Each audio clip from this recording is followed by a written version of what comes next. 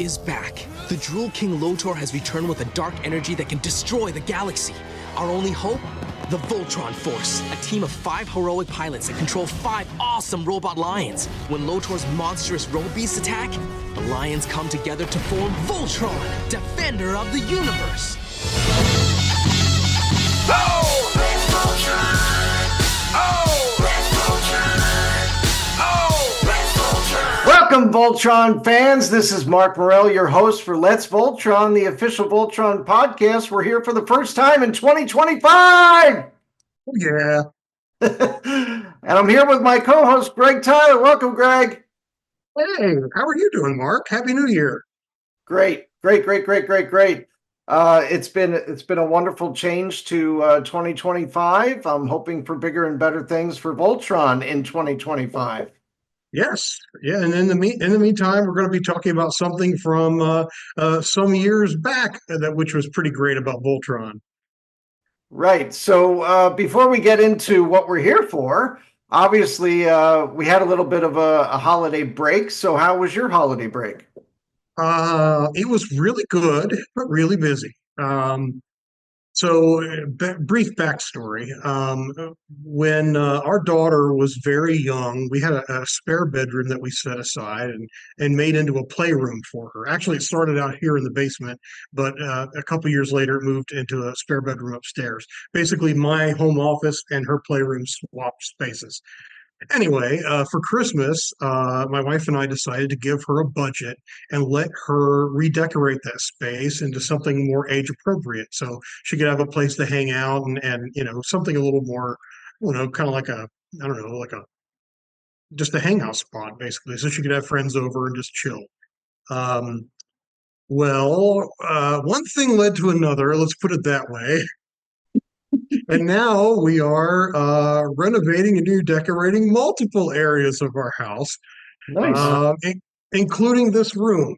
So you're seeing a backdrop here, but this is the basement.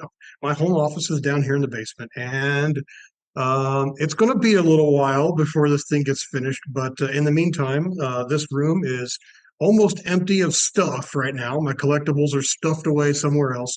So in the meantime, if you hear my voice and it sounds a little weirder than usual, even weirder than usual, it's because this room has a bit of a reverberation effect. So bottom line is, it was a fun holiday, but things have gotten busy. How was your holiday? Oh, good. Great. We had a great, relaxing holiday. All at the same time, there's been a lot of excitement in football, both college and pro. My college team, Penn State, got to the semifinals against Notre Dame and lost. But everybody thought they would have lost against Ohio State anyway. But then my pro team, the Philadelphia Eagles, are now in the Super Bowl. E-A-G-L-E-S, Eagles! We are very well hoping for a Super Bowl win, and we know the odds are stacked against us, against the Kansas City Chiefs and the referees. Well, for your sake, I hope they kick butt and take names. How's that? Yeah. Well, I'm excited for you. Glad your team is going to the Super Bowl. That's awesome. Yeah. Saquon Barkley has been the key this year. Saquon Barkley, by the way, from Penn State. Hey, that's cool. So they were in the Super Bowl not too long ago, also, right? Just 2 years ago against the Kansas City Chiefs. So this is a rematch. Awesome. Well, maybe things will turn out for the better for you this time. But regardless, it's cool just to go. It's like when actors say, "Oh, it's great just to be nominated." But well, I'm glad your team's been nominated. No, the goal is to win the whole thing. Yeah. Oh yeah, totally. And if so, my wife and I both said that we were both planning to take off when the parade happens. So if they win, then maybe Wednesday, February 12th, we'd be looking at going down to Center City, Philadelphia for the parade. That would be awesome. That's awesome. It would be great. I hope you and Kim get to do that. Yeah, me too. Yeah, We'll see. For multiple reasons. Yeah. We'll see. Nice. Just for those of who can only listen to the podcast, Mark just crossed both of his fingers on both hands. So For good I'll do luck. that. Here's a unity finger cross for you from me as well. Well, that's awesome. It's great to talk with you again, man. Yeah, glad to be back where we can be talking about Voltron again. And of course, Yeah. we're here for a very special Voltron Force review episode because we are only 2 episodes away from the end of the series for Voltron Force, which was on Nicktoons back in 2011, 2012. Yeah, and we had started to review these episodes back at the 10th anniversary, back in 2021, and we've been sort of trickling out those reviews, and we're down to the last two. So this is really cool. These are really good episodes, and it'll be fun to look back and check them out again. But we're going to check out the penultimate episode tonight, and that is the 25th of the 26 episodes, Deceive and Conquer. It's interesting because we do these 1 episode at a time. There was Yep. only 26 episodes in that full show. Okay. We were expecting a second season. We didn't get it. We were expecting toys. We didn't get them. But it still turned out to be one of our favorite series because it brought us all back to Voltron. Yeah, yeah, it did. It did indeed. And I that yeah, will forever be something that is etched in my mind is I owe it all to Voltron Force. If it hadn't been for Voltron Force, we wouldn't be doing this. yeah, and we can debate all we want, across the fandom about which show is your favorite. Is it the original? Is it Voltron Force, Legendary Defender, Third Dimension, whatever? But Voltron Force, it does definitely hold a special place in both of our hearts for the reason that this podcast came about, largely from that effort. So that's a big thing, and we owe all the Voltron Force makers a debt of gratitude for that. Yes, thank you very much. This episode that we are about to review, the 25th episode, Deceive and Conquer, Hmm. has a very special place for the podcast too, because we actually get to hear the podcast name in this episode, which is really That's cool. true. That's true. I remember when our friends over at Robo Skullcast, Seamus and Nick, they've been reviewing Robotech, and they pretty much have covered everything at this point, except for some of the tie-in fiction and things like that. When they got around to reviewing Robotech: The Shadow Chronicles, which was the movie from the late 2000s that used the phrase "I like your skull," and that was kind of their shtick that they would use at the beginning of every one of their Robo Skullcast episodes. They were really excited about that. So I guess this is our "I Like Your Skull." Yes, yes, it is. Very nice. So why don't we go over the particulars of this episode? Let's talk about the writer, when it was written, all that kind of stuff. If you could give out that information. Yep, yep. Drum roll, please. Well, no drum roll. The episode, as you mentioned, is called Deceive and Conquer. It is indeed the 25th of the 26 episodes, so we're nearly through the series. Production number 125. It originally aired April 18th, 2012. It and all Voltron episodes were directed by John Delaney. The story for this episode was by Todd Garfield and Jeremy Corey. It was written by Brandon Sawyer, and the cast are most of our usual cohorts, plus some returning guests. Ashley Ball returns as Allura, Doron Bell Jr. plays Vince, Gary Chalk is Wade, Shannon Chan Kent is Larmina, Andrew Francis is Lance, Ron Halder is Mayhawks, Mark Hildreth is Lotor, Giles Panton is Keith, Ty Olson is Hunk, Tabitha St. Germain, returns as Kala, Vincent Tong is Daniel, and Sam Vincent is Pidge. Okay, great. So one thing I like about this episode, it begins and ends on Planet Doom. And I've always enjoyed episodes like that where, it's Mayhawks and Lotor beginning and end. This is the last time you'll ever see that. Yeah, my goodness. There are a lot of lasts in this episode. Yeah. So one of the things that I like is just the banter back and forth between Mayhawks and Lotor. Okay, and Oh, yeah. Ron Halder, who plays Mayhawks. Oh my gosh. So great. Oh yeah. I think he's one of the absolute standout characters in this show. Yeah. I absolutely love him. Hagar is my favorite villain from Defender of the Universe, and Mayhawks definitely takes that spot in this show. Yeah. So we start out on Castle Doom. Castle Doom was under construction, as we had mentioned in our previous episode review. Yeah. Yeah, so we should probably just do a really quick overview for anybody who's listening who doesn't know what the heck Voltron Force is all about. Yeah. Castle Doom at the very start of the series was in ruins from a recent, maybe 5 year ago, 5 or 6 years ago battle between Voltron and Lotor, where Lotor was killed and the castle was basically trashed. And over the course of this series, Lotor in the first episode was resuscitated using Hegarium, and he's been working alongside this mysterious character called Mayhawks, who has been assisting him not only with his evil deeds, but also the reconstruction of Castle Doom. And it is now effectively finished, finally. Yeah.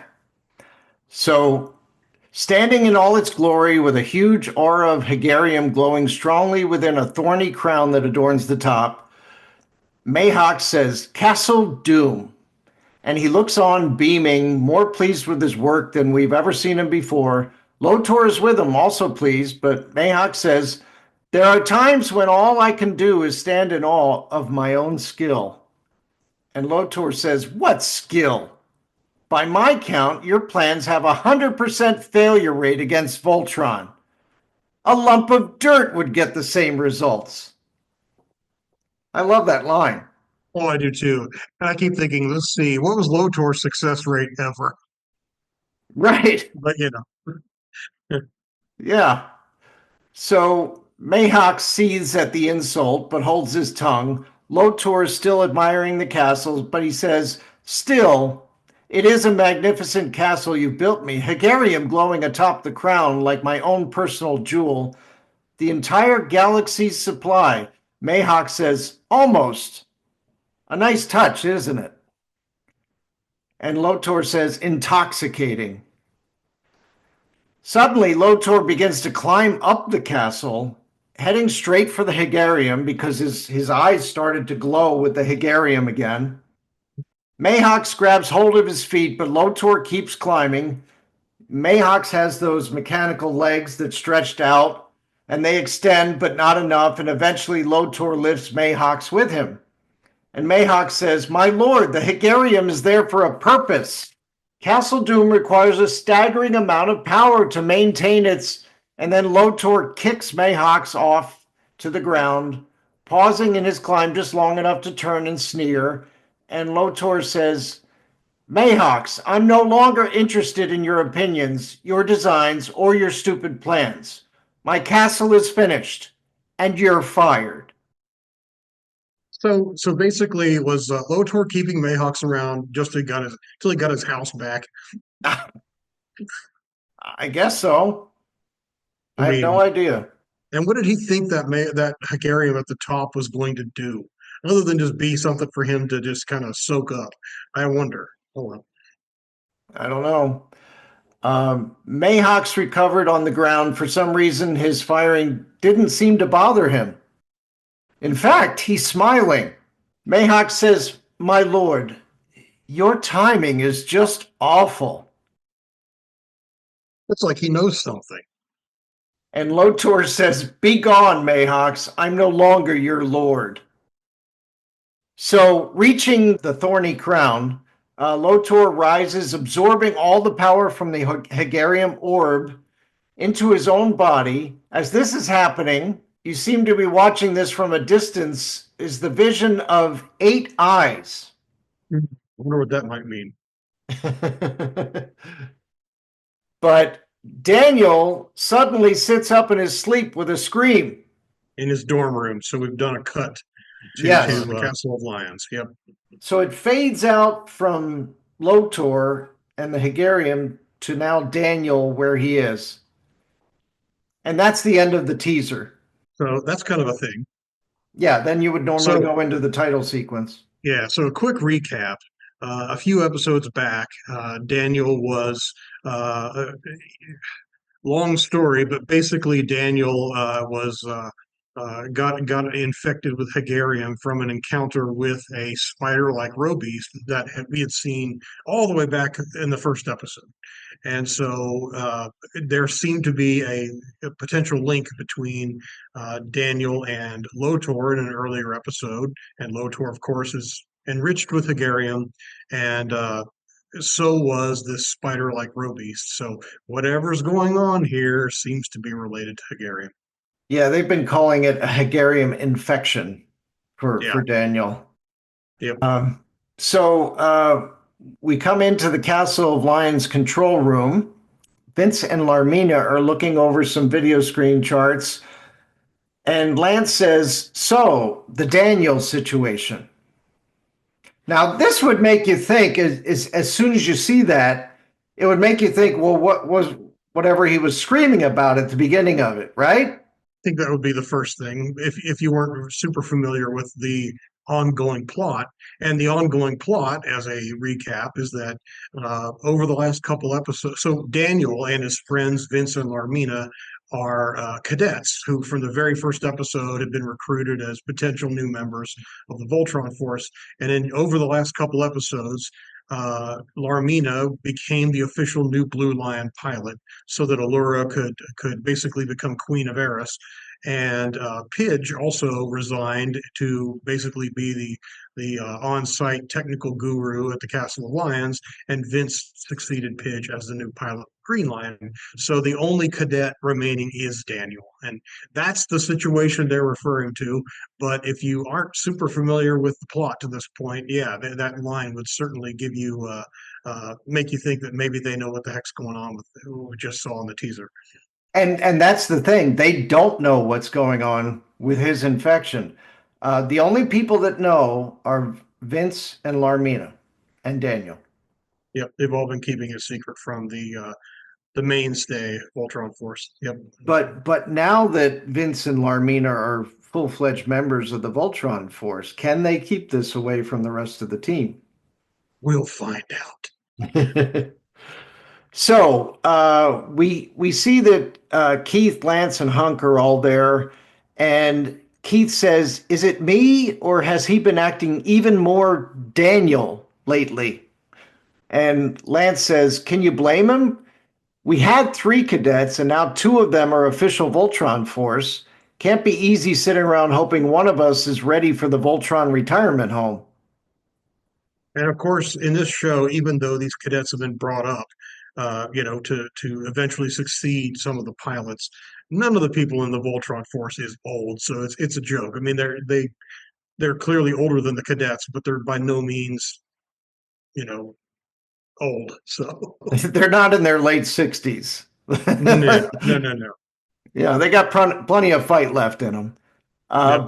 But Hunk still says, "Hey, don't look at me. I'm pretty sure Daniel's not a yellow lion kind of guy."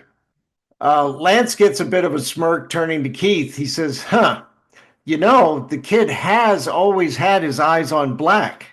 And Keith says, "This isn't something we flip a coin for, Lance. The only factor that matters is what's best for the Voltron force." So there's Keith again, looking out for the team, always the Voltron force. Now, I'm going to ask a quick question. What is the rush?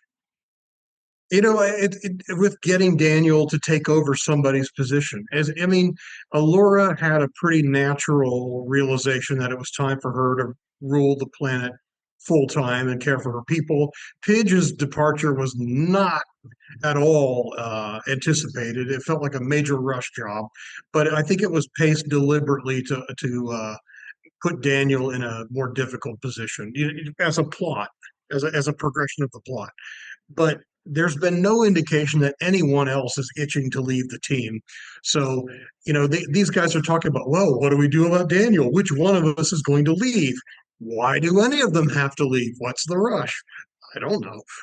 Well, if they all know Daniel, they know that Daniel would be itching, to become a member of the Voltron force after going through all that time as a cadet. And because he kind of feels like he was really meant to be there. Yeah. you But know? still, I mean, I don't know that there's any real necessity for any of them to jump ship just so he can sit down and No, take over. the reason he has to make it into the Voltron Force is season two. That's the whole reason. Right. So that the plot can move forward in a different direction in the next season. Yes. The next season. Sigh. Are we having a moment of silence for season two? Yeah, it wouldn't sound so good in an audio podcast, but it's a proverbial moment of silence. How's that? Let's just pretend there was dead air. Okay. Okay. And now it's back to life. All right. So Hunk says, so how are we supposed to decide that? And Alora comes in and she says, we don't. So Queen Alora now, dressed in her modern queen attire, Which happens to look a lot like the jumpsuit sort of thing that Allura wore in Defender of the Universe back in the 80s. correct? It's pink. Mm-hmm. Alora says, fate has guided us this far. I trust it to chart the rest of the course. And she turns her full attention to Keith. There is no doubting this. Okay? When we see these people talking to the whole group, they're talking to the whole group. But now her eyes are fixed only on Keith. Okay? Mm-hmm. And then Alora says, though perhaps it already has. And Lance and Hunk are not getting what she's hitting at. Lance says, did I miss a visit from fate? So Alora says to Keith, you're an Erusian, Keith. That new fact changes everything. So real quick, to recap, in a recent episode, Keith discovered that he had an ancestor, Commander Kogain, who was a member of the Knights of Eris. And so he learned for the very first time that in Allura's presence as well, that he is an Erusian. And at that time, they held hands briefly, which is the closest thing that they ever have really gotten to being seeming like a potential couple in this show until now. But since she said that this fact changes everything, she said, you've served the galaxy as a Voltron Force pilot. Perhaps it's time you served our people as king. Whoa. If there's a king and there's already a queen, what does that mean? I don't know. What does that mean, Mark? Typically, that means you're a couple if you're a king and a queen. It sure seems that way. So Hunk says, but you're already Queen Alora. Do you really need? And then he finally gets it and he becomes embarrassed and he goes, oh.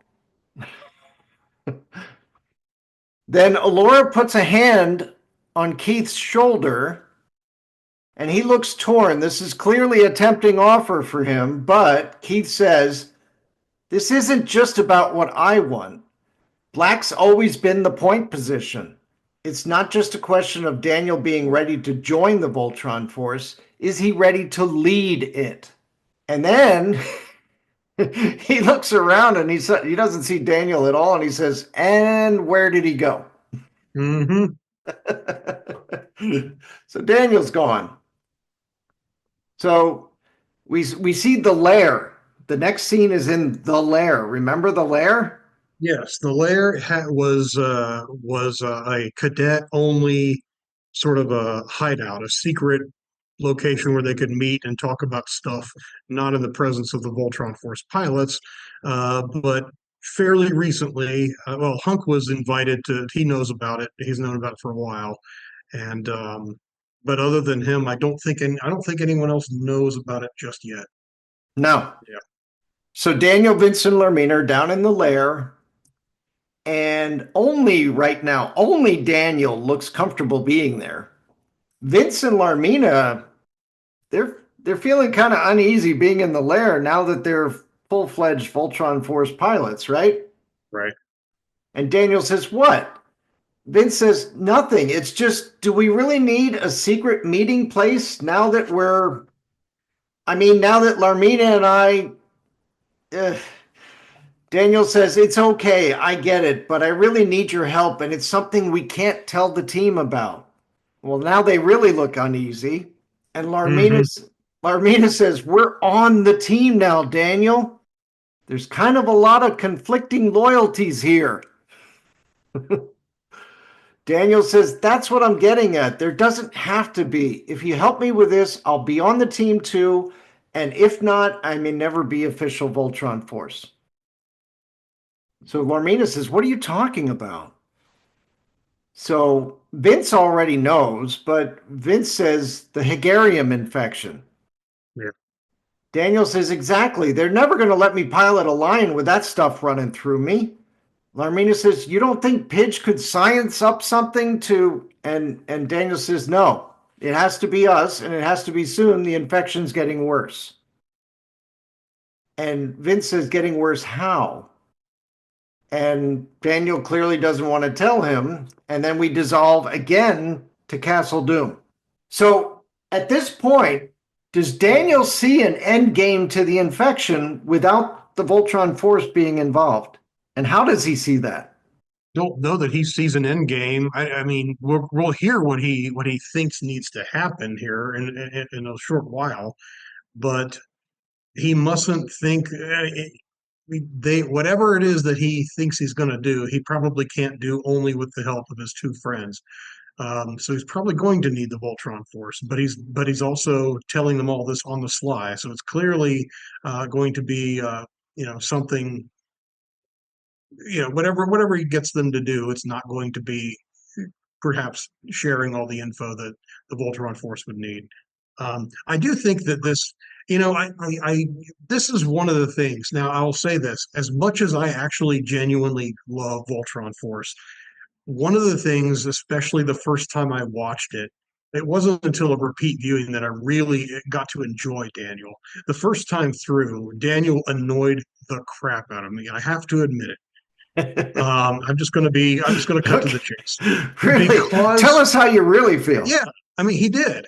Here's, as someone coming in who already has a biased preference for the original pilots, this kid comes in, he's kind of a punk, claims he's destined to be the new Black Lion pilot, and he's always impulsive, doesn't listen to people all that much. He's very self-absorbed sometimes. Sometimes he's not. Sometimes he's a genuine hero.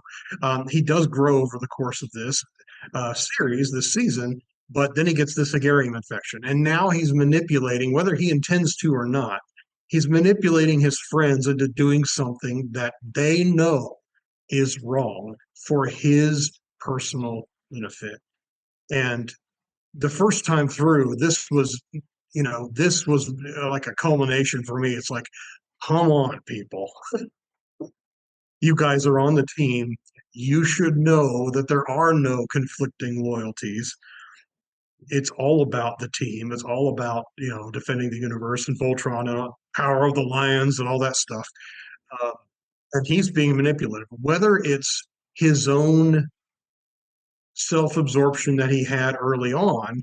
I'm inclined to think that he is under the influence of Hegarium even now, because he had shown himself to have selfless heroic qualities as the season progressed. Whatever the case, I'm more upset. Or I was more upset when I watched it the first time with Vincent and Larmina for just going, oh, okay, whatever you say. I mean, you know, At some point, you got to say, all right, that's enough, dude. That's enough. yeah. Enough. I mean, if he's got that stuff going through his body, whether they cure it, I mean, you hope they cure it, but there's no sure thing. Do you really want him on the Voltron Force? Even your friends, do you want this guy? He could be a massive liability. Mm-hmm. Right. Yeah. And it could be used against him. Yep. Totally. Yeah. All right. So we're back on Planet Doom. Mayhox is locked outside the castle, which no longer has the glowing Hegarium orb. And Lotor is nowhere to be seen. Mayhox is trying to talk sense to him through the shut entrance. Mayhox says, my lord. I know you can still hear me. And then as we see something approaching the castle, it is revealed that it is the Kala Wade Robeast. Yes, which they had nicknamed the Lighter, a fusion of a spider robeast and Sky Marshal Wade's giant robotic lion from the earliest episodes of the show. So yeah, Remember that when the Lighter speaks, it is sort of an echo of both Kala and Wade talking at the same time. yeah. So another quick recap. I'm just doing the very high points. Um, about midway through the series, it was revealed that Sky Marshal Wade, who was another foe of the Voltron Force, had formed a mind link with Kala, not through either of their choosing, but through Hegarium, the evil MacGuffin of the show, and eventually their minds basically became more or less fused in this lighter robeast. So this robeast is an amalgamation of two villains, Commander Kala and Sky Marshal Wade. Yeah. So as of this moment, Mayhawk still does not see the Lighter Robeast behind him. He's using that little eye that he has, and it has left his body and is going up the castle wall trying to find Lotor. Right. And as of yet, he speaks, his floating eye circles the castle wall as if looking for Lotor, and Mayhawk says, I wonder if you're thinking this all the way through. I know you like Hegarian, but do you truly understand it? A certain skill set is required, which I happen to. And then from behind him is the Kala Wade Robeast saying, Mayhawks. And Mayhawks says, whoa. And Mayhawks turns around just in time to dive out of the way as the Lighter's giant claw strikes the spot where Mayhawks was standing. Script actually says it smashes the castle entrance open. We don't really see visible, we see bits of debris fly around, but we don't see any real damage to the castle itself. Right. Yeah. But Mayhawk says, Kala, it's good to see you again. And then the Lighter stabs at him as he barely dodges. He tries to scramble away. The Lighter rises to its full height, looking terrible in its fury. Kala and Wade say, this isn't a social visit, Mayhawks. You did this to me. And then there's another strike and another miss. And Kala Wade says, you double-crossed me, turned me into a monstrosity. And then another swing and a miss. And then Mayhawk says, yes, my first Hegarian-powered creation. To be fair, I only did the spider part, though I do love all the work you've put in since then. Now, two spider legs jab forward, sticking into the castle wall on either side of Mayhawks, now pinning him in place. The Lighter leans down to have its face loom menacingly over Mayhawks and says, I love this next line. oh, okay. I was just saying, I love the next line. I've thought a lot about what I could turn you into to pay you back, and I finally settled on something. A stain. Clever. So the Lighter raises one of its lion claws to deliver a final blow, but Mayhawks wriggles himself free and starts to run. The Lighter rakes its claw along the castle wall, following behind Mayhawks. The claw's about to catch up with Mayhawks. Hegarium-infused punch from inside the entrance knocks the claw away. So Lotor knocks the claw away and says, would you please be careful with the walls? So Lotor emerges, but he's glowing with a little bit of Hegarium. And Lotor says, they're new. And he's talking about the walls. Lotor stares calmly back for a beat, then with a sudden wave of his hand, he lifts the earth beneath his feet, and rocks start to form, rising on this pillar-like platform until he's face to face and eye to eye with the Lighter. It's a new thing. Yeah, and Kala Wade says, my complaint isn't with you, Lotor. I suggest you go back inside your castle. Lotor says, you suggest? You come to my planet, damage my castle, and you have the nerve to suggest I go back inside like some cowardly dog? And then Kala Wade says, yes. Reminded of in modern Doctor Who, there was an episode where the Daleks and the Cybermen, two very, very long-lived enemy factions of the Doctor, met and fought with each other, and they were insulting one another with little silly verbal jabs, and this scene reminds me of that. Okay. He said, well, now I'm just irritated. So he rears back to throw a punch at the lighter's face. And right before the impact, we cut to Mayhawks watching the fight with a smile growing across his face. And he says, the Hegarium has all come home. So nice when my work is done for me. Mm-hmm. I love that during this skirmish that will unfold, Lotor is his normal height, and this row beast is Voltron sized. So we're talking about someone who is possibly 6 to 12 feet tall, depending on how you see him compared and contrasted with other people. I don't think his actual height's very pinned down, but he's not one of those gigantic Hegarium Hulk kind of forms that he's had in prior episodes or wearing fancy armor. It's just him boosted with Hegarium.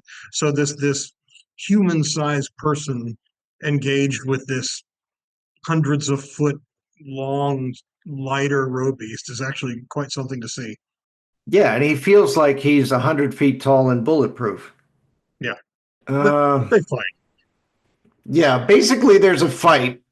The lighter catches Lotor in the midsection, knocking him over backward, his arms pinned up in webs. So it shoots webs at him. The lighter crouches, then springs into the air, bunching its spider legs together into a tight group. The effect is that a huge dart coming straight toward the immobilized Lotor, but at the last moment, Lotor, one arm free of the web, rolls to the arm side. The spider leg darts into the ground, getting the lighter temporarily struck. You know, this goes on and on. Yeah, there's a whole bunch of description of the action that I don't think is particularly interesting in a review in this form. But basically, they fight, and then the lighter row beast pauses, and there's some internal conflict.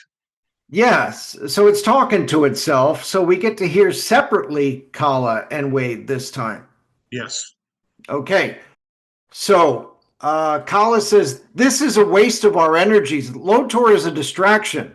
And Wade says, basic strategy, Commander Kala. Always take out the biggest threat first. And Kala says, forget strategy. I want Mayhawks. He did this to me. Now, Lotor's up and recovered, and Lotor says, honestly, I don't see what you're whining about. I've tried life with and without Hegarium, and I find it much more enjoyable with. Now, as if to punctuate this point, Lotor, his hands over his head, causing two pillars of earth to rise up. The pillars rise up around the lighter and then collapse down on top of it. Now, at that point, we switch over to back to the Castle of Lions. Yeah, there's actually quite a bit of dialogue in the script that we have versus what's in the finished episode. I wouldn't say that any of it is especially insightful. It doesn't really add any additional context. But I mean, there's just a bit more back and forth between the Vince, Larmina, and Daniel about the infection. But that's pretty much it. Yeah, so there's some stuff that was cut out from the original script that was in the final. Yeah. So Daniel's feeling a pain grunt, and Larmina says, you all right? Daniel says, that thing that infected me, the lighter. If I'm going to be cured, I think we have to destroy it. So that's where you get his end game. He thinks his infection is going to be cured by him killing what bit him, basically. And as we'll see in the next couple lines, Larmina and Vince don't even question that statement. Yeah. So, I mean, let's think this through. Yeah. The Hegarium existed before Lotor was brought back to life with Hagarian. It existed before the lighter Robeast was created. It existed before Sky Marshal Wade became merged with the lighter Robeast. It basically has been around. Lotor is very infected with it. This lighter thing is. Other Robeasts have been. What in the world makes him think that destroying the lighter Robeast will free him of the infection? Other than the fact that he apparently at the beginning of this episode was able to see through its eyes on Planet Doom. Yeah. It was a dream. I mean, Right. this would be like a Jedi Knight having a nightmare that his wife is going to die in childbirth, and then joining the dark side of the Force in order to prevent that from happening. Hey, all I have to do is take out the Jedi that made me, right? And I'll be rid of all my midichlorians. Of course. I will no longer Uh, have any midichlorians which I can use the Force with, right? exactly. Anyway, so when I was frustrated with these guys, and I still am a little bit on the rewatch, they don't at all question his assumption that this is the way to go.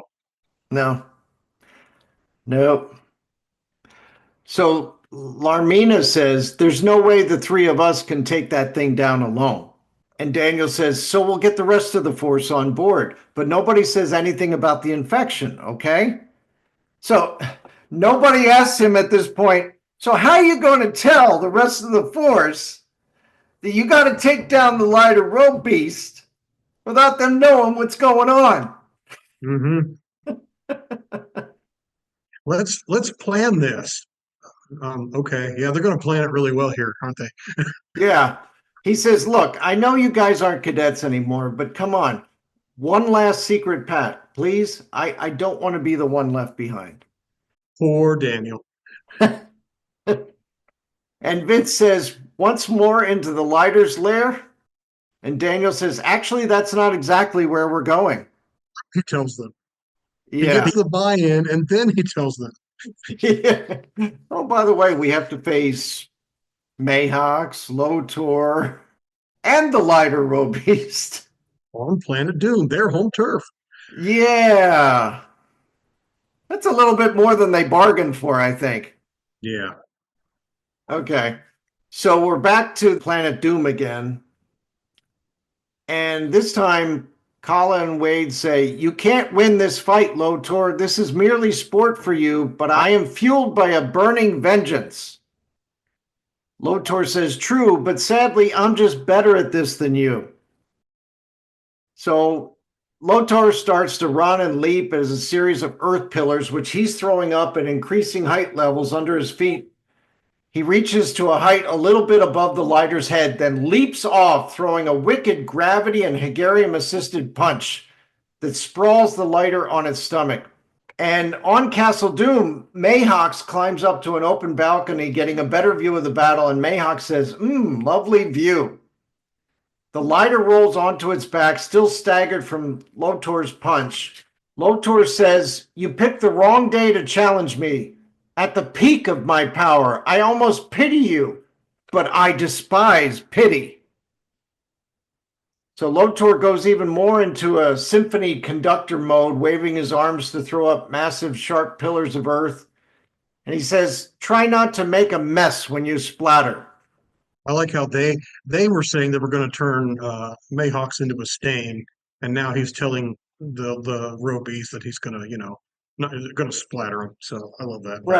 Right. But before he can send the earth crashing down, the lighter aims its spinner around him and starts webbing him up around his midsection, like he's almost stuck in a cocoon, right? Yeah, and let's keep in mind that historically, it was just a few years before this that the Lord of the Rings movies had come out. So seeing a spider-like thing getting someone snared in web, the horror of that, like that's not creepy enough already. We saw Shelob do this to Frodo in Lord of the Rings: Return of the King, not too many years before. So it's pretty cool to see here in Voltron. Right. So quickly, the lighter spins him into a complete web cocoon, and Mayhawk says, "Bravo, wonderful." So Mayhawks is applauding. He looks genuinely pleased. And he says, "Breathtaking, even, taking down a Hegarian-powered foe and absorbing his essence into your own. Commander Kala and I presume Sky Marshal Wade, you have turned Lotor's destruction into an art." So the cocoon is completely covering Lotor's head. Kala and Wade say, "I don't see what you're smiling about, Mayhawks. I'm coming for you." And of course, he still doesn't look worried at all. He says, I know, and you seem so excited about it. I almost hate to even point this out, but I believe something you ate is disagreeing with you. That was one of my favorite lines. Oh, yeah. And how Totally. he said it, you know? Yeah. I mean, this demonstrates, what Mayhawks even said to Lotor at the beginning. You like Hegarian, but do you understand it? Mayhawks does understand it, so he's not the slightest bit worried about it yet. Right. Not at So all. the abdomen of the lighter roe beast is starting to pulsate as if something's struggling to get out. And Kala and Wade say, "What?" And then the scene ends with them holding on Mayhawks' disturbing smile as the lighter's scream starts to mingle with Lotor's. There's a merging going on here. Yeah, so it's a three-way roe beast at this point. So we go back to the Castle of Lions, and now we're in the control room. And Daniel is gripping a metal railing tightly for support, fighting his own pain. And Lance says, "You okay there, Daniel?" Daniel says, "Yeah, just, stood up too fast." So Vince catches Daniel's eye, and they start their telepathic talking again, Yeah. without moving their lips. So yeah, by the way, in an earlier episode, the same episode in which Daniel apparently got his Hegarian infection, Daniel and Vince formed a mind link. Just, go with it. Yeah. So Vince says, "Really?" Daniel says, "I'm sick, okay?" Then Daniel stands back upright and addresses the whole group. He says, "They're teaming up, the Kala Wade Lighter thing and Lotor." The entire Voltron force is thrown by this, and they're all like, "What? What?" And Daniel says, "I don't know for what, but it's something big, and it's going down on Planet Doom. If we're going to stop it, we have to get there now." Pidge is doing some quick scans on his equipment, and he says, "I am seeing higher than the normal traces of Hegarium there. How did you find this out?" And Daniel says, and then Vince steps in and says, "I detected it with my equipment." And then Pidge says, "Nice work." And of course, Daniel's probably thinking, nice work. Yeah. There's a little section that's cut out again where they went on with their telepathy, but they didn't do it. Well, this is interesting because it actually, so I'm going to read this part. So, Vince just said I detected with my equipment. This is a whole different take on that line. Vince looks freaked out. This is not in the finished episode, it's in the script. Vince looks freaked out, looking back at Daniel, who seems a bit weirded out himself as they brain converse. Vince telepathically says, "Did you just make me say that?" Daniel says telepathically, maybe." Vince then replies telepathically, "Not cool." And then in the non-dialogue exposition material, it says, "No time to have that discussion, however, as Keith is already in go mode." Yeah. So they were almost having it like telepathically he was able to force Vince to say something. That is dark. Yeah, well, that had also never been brought into this as something that could happen. Yeah. So as far as if you want to go canon, this did not happen in the finished episode because Vince didn't look in any way like anyone had manipulated him in any fashion. Yeah. However, in the script, wow. So the writer, Brandon Sawyer, Uh, thought this might be a good idea to do something like this, but probably Todd Garfield and Jeremy Corey said, "Look, we kind of have some rules around this telepathy that they have between each other, and let's not go there." I mean, when you think about it, the fact that Daniel has a mental link with Hagarium infected entities and Daniel and Vince have a mind link. I remember back when I was first watching this show thinking, would Vince eventually have a similar link?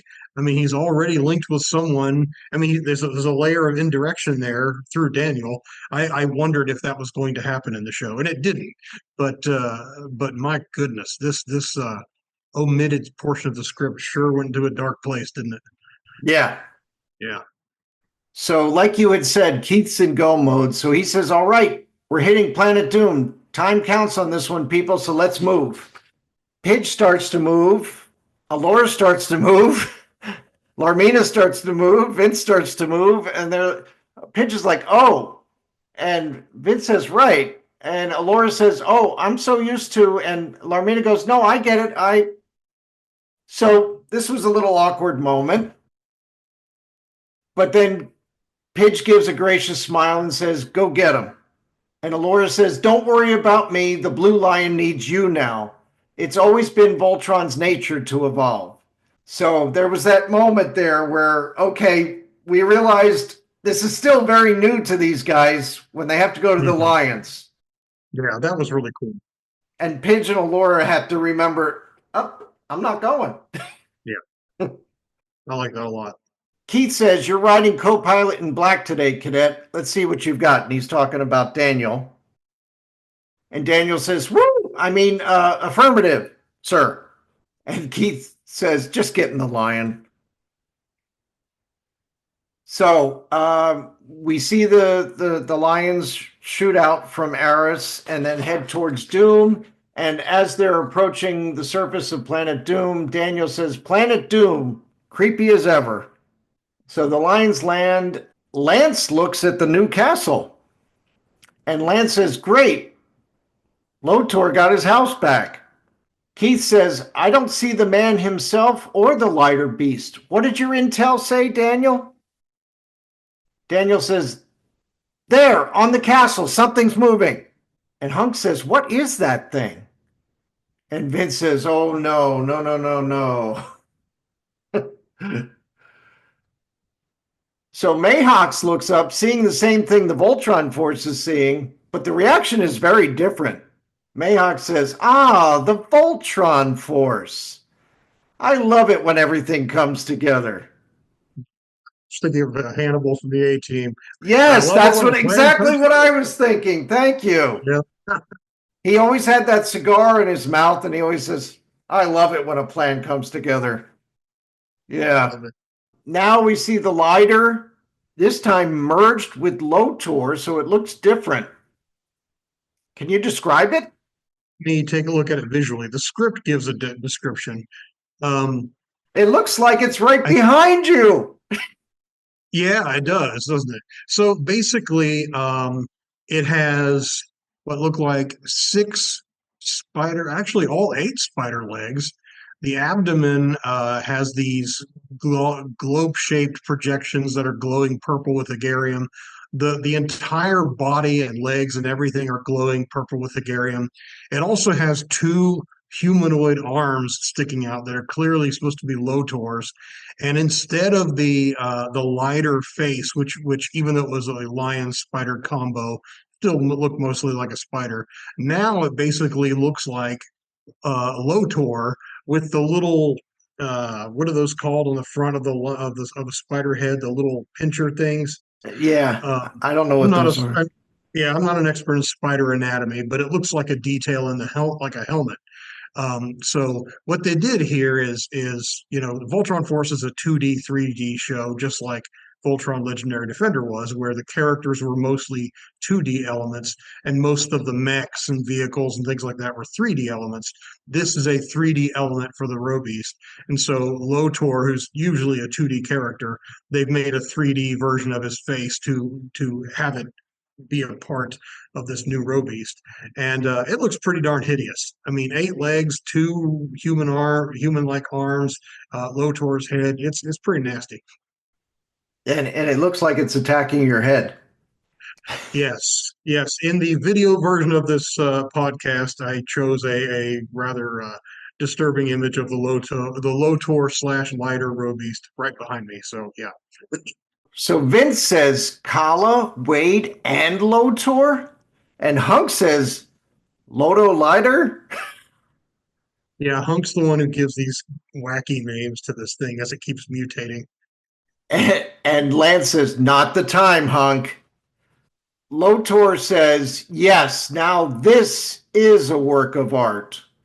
And Mayhawk says, I couldn't agree more, my lord. And then Lotor says, Mayhawks, I told you I'm not your lord anymore. Why are you on my castle? And then Mayhawk says, I merely wanted a good seat, my ex-lord, for when you test out the full capabilities of your new body on them. And he's pointing to the Voltron Lions. Yeah, and so what's very interesting is that it's a shot that if this were live action, Mayhawks is very, very much in the foreground, and he's pointing at the lions, which are very, very much in the background, and they're both in focus in this shot, which kind of it almost makes the lions look like toys in this one shot. But since I love Voltron Force and I wish they'd made toys, I'm very glad that they look like toys here. Yeah, and Mayhawks is betting on the fact that now that the Lotor lighter beast is more in control by Lotor, that its whole idea is that it hates Voltron. So he's betting on the fact that this whole beast is going to go after Voltron and not him like Kala and Wade wanted to do. Right. Lance says, uh-oh. And now the Lotor beast climbs down from the castle, heading toward the lions. Keith says, are you ready for this? This is the part. This is the part. Yeah, I'm very ready. Okay. Keith says. So wait a minute. Are you saying, Mark, that we are just over 11 years into the life of this podcast, and this is finally your moment? We get to say the name of the podcast in an actual line in a script. That's true. Are you ready? Yeah, and it's said by our fearless leader. Yes. So Keith says, ready for this, and he's talking to Daniel inside the black cockpit, right? Yes. And of course, Daniel says, born for this. Let's Voltron. All right. I feel like we need to say this next line together. Yes. Okay. So. Well, Keith says, I like that. You got that, team? Let's Voltron. Yay, we got to say it together. Yeah, so I love this part so much. Oh yeah, yeah. Keith initiates the Voltron formation sequence and he says, activate interlocks, Dynatherms connected, infracells up, mega thrusters are go, and then they all scream, let's go Voltron Force.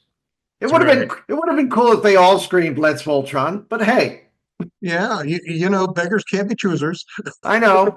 Okay, so of course, form feet and legs, form arms and body, and I'll form the head. Oh no. No, I'm sorry. And both Keith and Daniel together say, and will form the head. Right? Yes.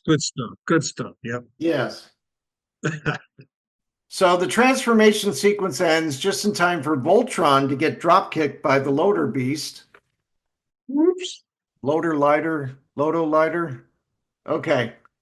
So the Loader Beast advances on Voltron. Loader Beast fires a web line from one of its extra appendages, catching Voltron's fist. And then using the other limbs, Lotor grabs the line and slings Voltron to a hard landing. So everybody's jarred from this. And then Lotor says, Voltron, defender of the universe, I'm afraid the universe is under new management now, and your services are no longer required. No longer required. They're working furiously at the controls in the Black Lion cockpit, and Lotor says, I hate to use the word fired twice in the same day. So we close in on Daniel, and Lotor says, so let's just call this a termination. And Keith says, hey, co-pilot's not an honorary title. I need you with me, Daniel. Because Daniel was shutting his eyes. Mm-hmm. So Daniel opens his eyes again, and he says, sorry, Vince says telepathically again, Vince says, what's going on, Daniel? And Daniel says, I've got a lot going on in my head, all right?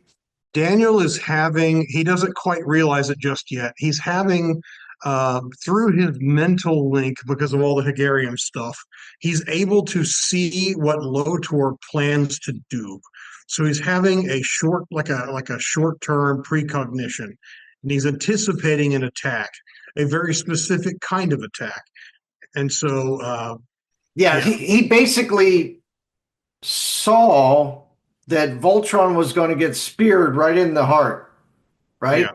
By the Roe Beast. Yeah, at least that's what the script says, yes. So this hasn't happened yet, but he can almost see it happening. Right. So when Keith says, Daniel says, okay, dodge right, counter left. And what you see is on Voltron, just as the Low Beast is pouncing on him and the spear flies up, Voltron rolls right, causing the Lotor Beast to miss. At the same time, Voltron throws an elbow left, catching the Roe Beast as it lands. So Keith smiles at Daniel, who's amazed at what just happened. And Keith says, good man. Daniel, he's talking to himself, but he says, I'm in its head. And Keith says, huh? And Daniel says, just trust me. I'm in the zone. Watch the low counter strike. Jump now. So Voltron jumps up in the air as the Roe Beast swings under his feet. And then Daniel says, Keith, quick, we need yellow center. So Keith says, form yellow center. And then Hunk says, rock wrecking maces. The wrecking maces drop just as the Lotor Beast unleashes a huge earth missile. The wrecking maces fly the big rock to dust. And then Daniel says, get in there, keep him off balance. And Hunk says, you got it, kid. So they leap at the Roe Beast, swinging the maces, and the Lotor Beast flies back. And then Daniel says, I'm going to need those magma pistols. And Keith says, yes, sir. Form red center. So then Lance says, draw magma pistols. And then the Lotor Roe Beast, there were massive walls of earth that were coming up on the sides around Voltron. Mm-hmm. And when he drew the magma pistols, he started firing them, and it was blowing it apart. Yep. And the Roe Beast says, what? And Lance says, boom, baby. And then Daniel says, keep pressing. He's not down for good. And then Daniel says, oh, sorry, I wasn't trying to take over. And then Keith said, maybe it's time you did. So he gets up out of his chair and he gives the chair to Daniel. This is a big moment. And I will say this, as much as I kind of griped about the cadets or the former cadets and how they went along with Daniel, and I still think that that's a little too convenient for the plot. I love this action sequence. It's really, really cool. Yeah. And then Larmina says on the comms, ooh, somebody got a big boy chair? And then Daniel says, all right, we're still working here. Let's go. And then Lotor, the rope beast itself, says, the boy, how does he know? And then Mayhox says, Hegarium has many curious properties, my until recently lord. I think someone's gotten into your head. And Lotor says, what? And he says, Mayhox says, of course, it's possible the connection works both ways. So now what we saw Daniel doing before, where he was seeing the action ahead of time, now the Lotor beast is seeing the action ahead of time where it's getting kicked in the butt by Voltron. Right. So Voltron starts charging at him, and then the Lotor beast pivots away from the punch, throwing up a knee that catches Voltron under the chin, flattening the giant robot. Lance says, hey, Daniel, you walked me into that one on purpose? Daniel, to himself, he says it works both ways. But he's not talking to himself. He's talking out loud. Yeah. And Lance takes back and he says, what? What did I ever do to you? Daniel says, no, I'm sorry. I think it can't just be me calling the shots here. Keith says, can't fit two of us at those controls, Daniel. So Daniel calls up Vince and Larmina on the comms and he says, Vince, Larmina, we've always done this together. Help me out here. And Larmina answers for both of them. Why not? They've got a three-brained beast. So they both the Voltron and the Lotor beast rise and face off again. And then Lotor screams out, there are no words to express how much I truly, passionately hate you. And then you see Larmina say mine as the Lotor beast rushes in. Voltron raises its blue lion leg, taking a karate kick pose. And then the Lighter then shoots Web Voltron at both hands of Voltron, but Voltron grabs them and then pulls the Lighter towards him and then headbutts him. It's awesome. That was a good move. Yeah. And as he's doing that, Vince says, got him, now pull. And that's when he headbutted him. Then Lance says, okay, don't make it look too easy. Old guys still got to feel useful. Really does make you wonder how in the world they control this robot, though. Because Lance is the head. So ostensibly he's in control. And yet Daniel down in the right arm is calling the shots. But anyway, it's pretty, it's one of those things you just kind of have to smile and nod in any of these Voltron shows. Right. So now we see Daniel talking to himself telepathically. He says, clear, keep it clear. Don't let Lotor see what's next. Mind is a blank. And Vince hears this and he says, what? Daniel says, what? Vince says, Lotor can see what you're thinking? Daniel says, huh? No, I just... And then Vince says, and you can see his thoughts? That's how you've been doing this? You should tell Keith that you... And then Daniel says, I can't brain talk about this right now, Vince. The infection's really getting bad. I need this thing gone. Vince says, guess we'll take this win any way we can get it. What's the plan? So Daniel speaks aloud now. Form black center.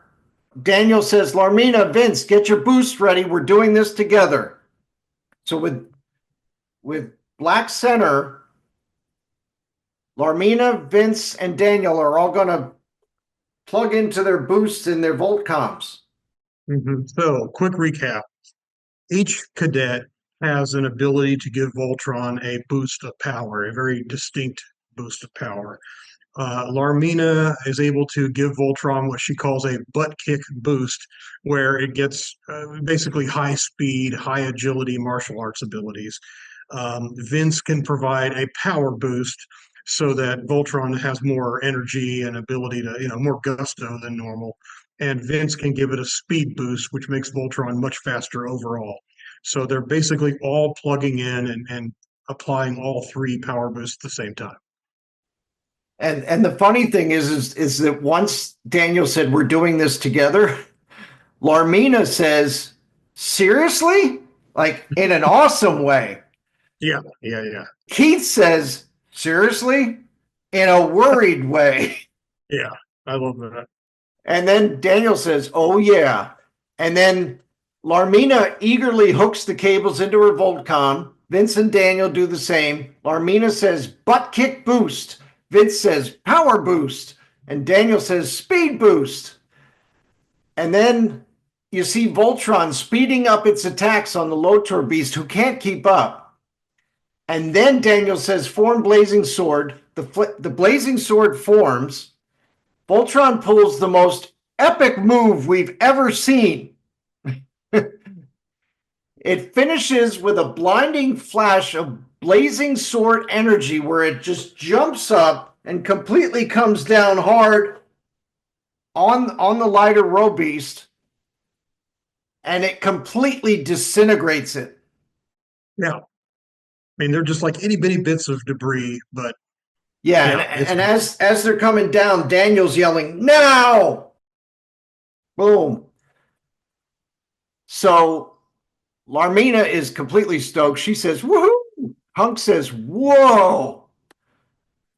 And Vince says telepathically, and the infection? Daniel says telepathically, gone. Would they still have the telepathic connection if the Hegarian was truly gone? But this is another one of those questions that I've had that I still have about Voltron Force. I realize it's for plot reasons, but if a side effect of actually, I would think their link might be different because Daniel, I'm thinking back to the episode I Voltron where the link was first established between Daniel and Vince, and they were using that ring that was around Daniel's head. And Vince was using his Voltron powers and blah blah blah. So I think it might have been a Power of the Lions kind of thing, maybe with some Hegarian influence. I don't know, but still, and if it were Hegarian in nature, Hegarian-ish in nature, whatever, why is Vince not similarly infected? You know what I mean? Right, So, right. Yeah.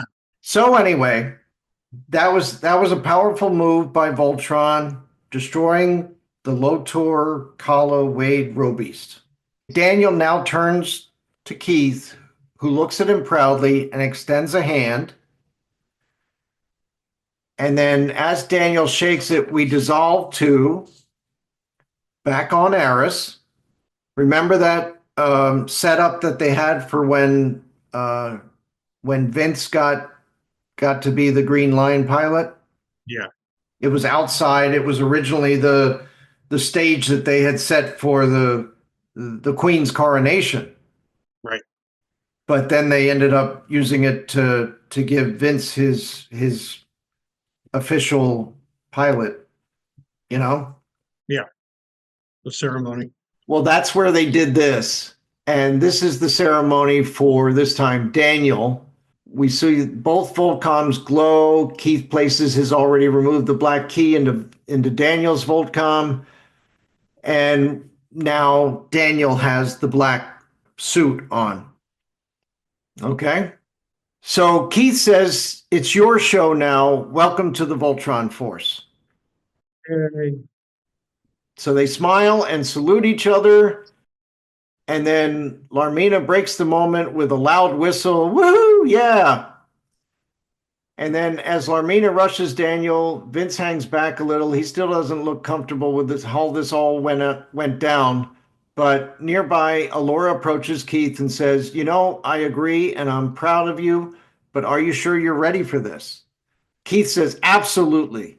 Here's to the new Voltron Force and a Lotor-free future. Okay. They may be free of Lotor. Still Mayhawks. Don't act like you're out of the woods yet. That does so because of the transition. They grasp each other's forearms to do the whole power transfer thing. They started doing that on Planet Doom in Voltron, and then they dissolved to a similar shot of them at the ceremony. What they skipped, and of course this is for dramatic reasons, is that Voltron left. And so did they just say, bye-bye, Mayhawks, don't be evil anymore? It's like they just assumed, well, Mayhawks was locked out of the castle. He's no threat. Yeah. I mean, did Mayhawks just say, oh, you won. Please leave me alone. I'll never fight you again. Yeah. Oh, well. So anyway, as such, we have to check back on Planet Doom, Ken. Yes. I absolutely love this scene, by the way. It is one of my favorite scenes in the entire series. But anyway. Okay. What do you like about it? It shows that in a figurative and a literal sense, Mayhawks has been the puppet master this entire time. Yeah. That's what I love about it. Mm-hmm. And the reveal here is just awesome. Okay. Okay. So you know how many times Lotor has been reborn in this series, right?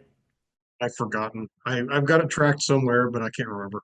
Well, he's been killed and reborn again through the Hegarium, through the power of Hegarium, and it was always by Mayhawks. We see him being reborn once more again, and he wakes up furious. He's Mayhawks. Get me more Hegarium, and pure this time. That last batch was clearly substandard. Oh, and you're unfired. Welcome back to your Lord's service. And then he looks around and Mayhawks? He doesn't see Mayhawks. But his voice does end up speaking up. And Mayhawk says, sorry, my no longer Lord, but I'm not in your service anymore. You know, there was this resurrection type tube that was plugged into him that allowed him to come back to life with the help of Hegarium. Right. Well, this time, Lotor splits into particles again as the Hegarium is siphoned from his body. His particled body is sucked into the tube, shooting straight up with the rest of the siphoned Hegarium. And then he's kind of knocked outside the castle onto the ground. Mm-hmm. It's almost like he's teleported. His body is teleported by way of the Hegarium orb or whatever it is on the top of the castle. So he hits the ground. Of course, it's a little painful, and Lotor lies there, and he's bewildered. He says, Mayhawks, what?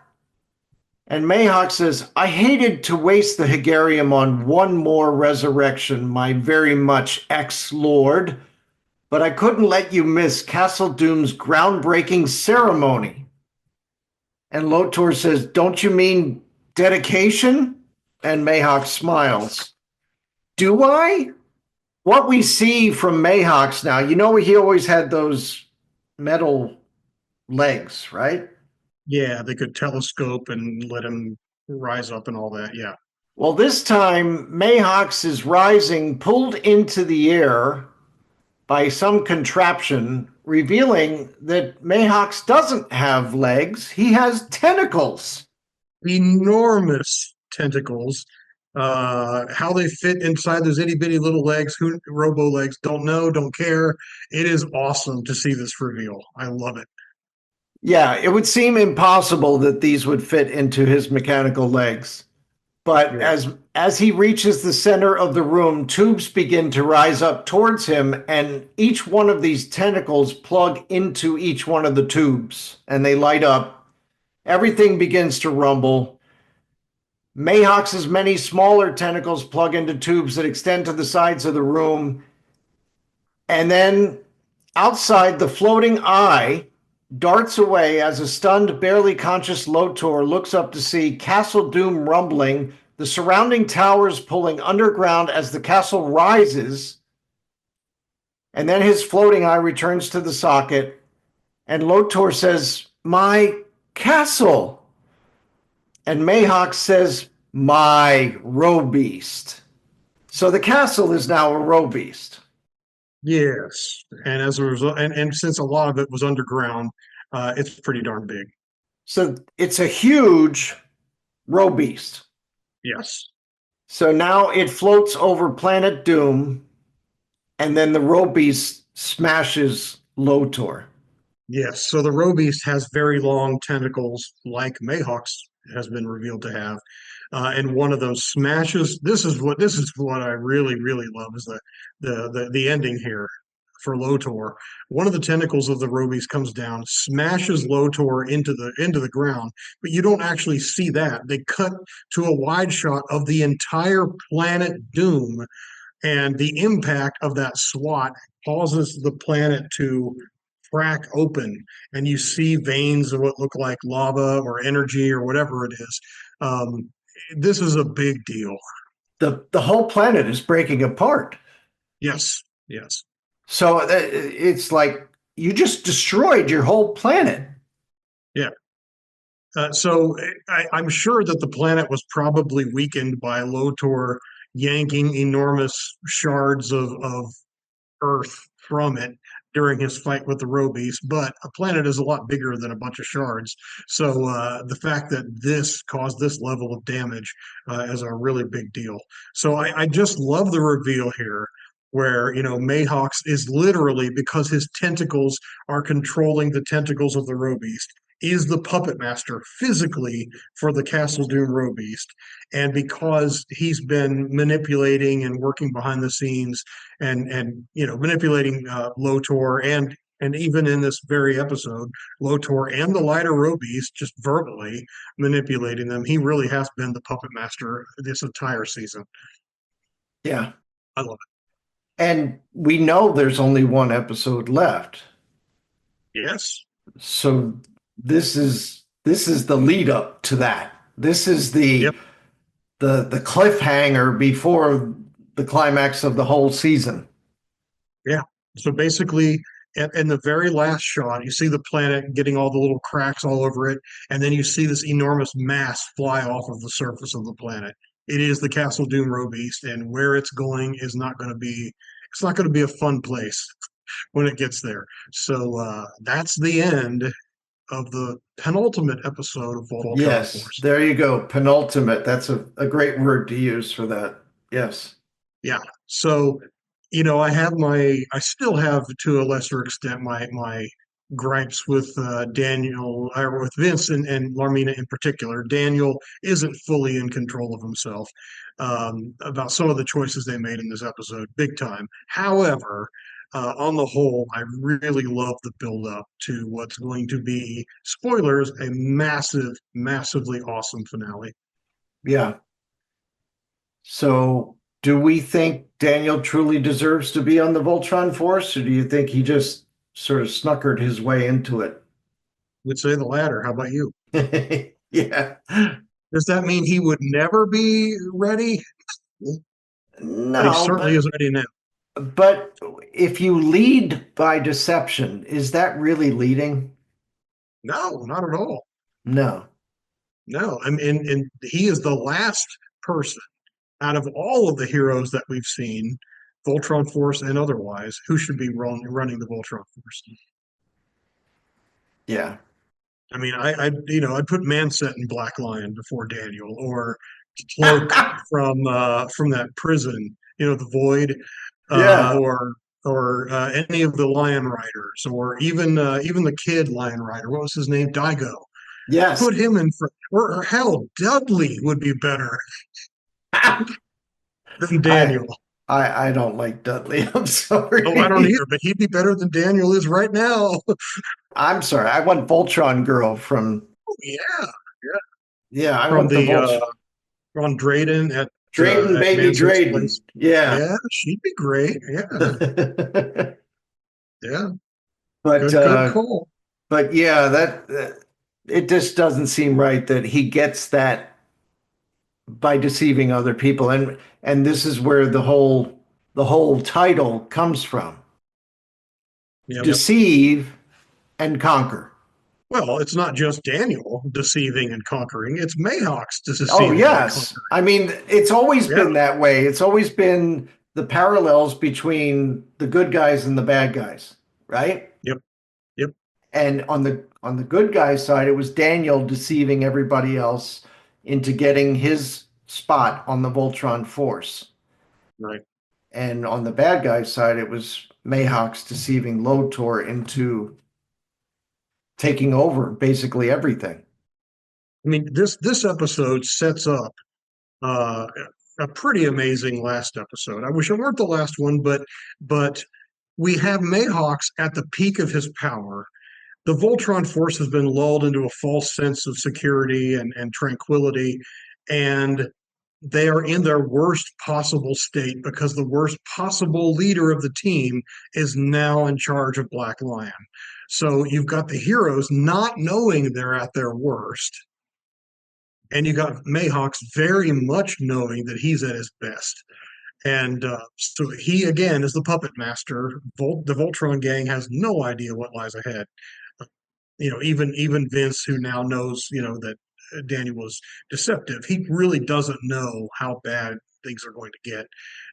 But they're not going to be good. Well, how he got to his position as Black Lion pilot was by being able to see the moves that his opponent was making ahead of time and being able to duck and cover and dodge and hit and all that kind of stuff, knowing what was going to happen. If the true Hegarium infection is gone, he no longer has that power. How are you going to lead this force now, not knowing what's going to happen? Yeah, and that's assuming his infection is gone. So I mean, Right. for just like I think Daniel's logic about we've got to destroy the lighter thing and then I'll be cured. That makes that's a huge leap in logic. And I would say that his leap in logic about saying it's gone, I don't even know that I believe that he believes it yet. Right. So yeah, it's a big deal. The next one is this. I again, as much as I gripe about the whole Vince and Larmina thing, where they made some pretty stupid decisions in this episode, um, I do think that this episode was a good one, a really good one, and it's a great lead into the final episode. Yeah. And What do you? Yeah, you like it? You like this one too? yeah, obviously. I mean, we all knew that Mayhawks was the true evil genius here, the whole Yeah, time. We knew that. yeah. But when it's like truly revealed what his plan was and what he was doing when he was rebuilding the castle the whole time, Mhm. it was to basically set him up to be the roe beast at the end. Yes. Yeah, and at the risk of getting into spoilers, I don't want to go there, but I will say that there are some things that about throughout the season that I don't think pay off in the finale, and we'll get into that as we review it, that don't quite pay off as well as they could in hindsight. But the finale is so action packed. They I think they packed it about as densely as they possibly could. So I do feel like a couple of threads involving Mayhawks could have gone even further. But the finale is just serious robo butt kicking fun. Yeah. It So doesn't leave a whole lot of time to see scenes about the king and the queen, right? yeah, I mean there are moments, but they are fleeting. Yeah. Um, Yeah. So it is interesting that there's just a teeny bit of suggestion. I mean, it's very clear that this episode that the show is implying a connection, a love connection between Keith and Allura, but it's very not the focus of the show, and that's okay. Yeah. I don't think any younger kids watching the show would give any care at all about that. Um, but certainly the longtime fans of Keith and Allura kind of, were interested in any little nugget of that they could get. But yeah, But when the stakes are as high as they are in these last couple episodes here, it doesn't leave room for much character development beyond that, because it's got to be all about the action, right? yeah. I mean, I am not I never have followed the MCU, Marvel Cinematic Universe, very closely, but this next episode is as close as this show can possibly get to, the last movies of the MCU, where you learn about the characters, you get some development and all that, and then you get the big fight. Yeah. And that's kind of what this is. There is no room for a whole lot of inner development and all that stuff. This is the last battle. Um, How many people were expecting when this show started at the very beginning that you were going to get to see Daniel and Vince and Larmina and then Hunk and Lance we're as the not. Voltron force? Yeah, I mean, each of these cadets gravitated toward the line that they would ultimately fly as a pilot, but still, I don't think I would have expected. I did not expect all three of them to be sitting in the pilot seats by the end of season one. I honestly thought it was going to be a more prolonged thing where maybe season two, season three, we would have seen that. I'm glad that we got it in season one because there was no season two or season three. But yeah, I didn't expect it. Yeah, did you get to see the TV series Ted Lasso? No, I've never watched it. Okay, it was on Apple. Okay. So Ted Lasso, comes in the first season with his soccer team, right? Uh, they have, in the levels of the soccer teams, right? You can move up to this championship league, or you can be in this league, or you can be in a lower league, right? There's different levels to the leagues. Okay. In his first season, he gets what they call relegated to the lower league. And it was almost the way they were setting it up at the beginning. Of course, he had never coached a soccer team before, that, he wasn't expected to do well, you know, and sort of that was the way the owner had set it up for him, was that he wasn't going to do well. And to actually have that happen at the end of the first season, and then the second season start off with them in that lower league again. Sure. And then by the end of the second season, they were able to get themselves back to the league that they were in by winning out, enough to move up again. And then by the end of the third season, them winning the championship from that league, so Yeah. the whole thing was just, well, we kind of got to knock you down the first season to bring you back up, and then bring you back up. You know what I mean? And Yeah. and that was a three season, whole swing there. Yeah. We go down before we go up. Hmm. And if Voltron Force had had that opportunity to go three seasons, Yeah. it would have been like, if they knew ahead of time, we've got three seasons, so let's make this Right. all into this one big story. Yeah, we could have gone a little bit longer without seeing them in the pilot seats. I mean, you're basically saying if they had the same situation that Voltron Legendary Defender had, where it was known from the onset that it was a 78 episode story. Mm-hmm. I mean, that's one thing that makes that show work so well, is they paced it because they knew how much time they had and Yeah, how much content they were filling. Um, yeah, Voltron Force could not have had that luxury, because the circumstances were entirely different. yes, exactly. So, but yeah, that would have been really neat to see. So yeah, as a fan of something like this, when you see it not make it through, but yet you still got sort of a complete season, you know? It Yeah, wasn't I mean, it wasn't really that we didn't get really a full complete season. We did, we did. but it would have been nice to see more after that. Yeah, and of course, we'll talk about exactly how the show ends when we review the next episode, which is called Black. Right. So anyway, that was the Voltron Force penultimate episode, Deceive and Conquer.